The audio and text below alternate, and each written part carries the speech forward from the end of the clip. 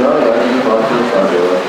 Esimesel päeval Oleg Grigorjev, teisel päeval Artur Danilov, kolmandal päeval Artur Proskurin, neljandal päeval Danil Tšakonov, viiendal päeval Artjom Kovaljov ja kuuendal päeval Konstantin Tšekov.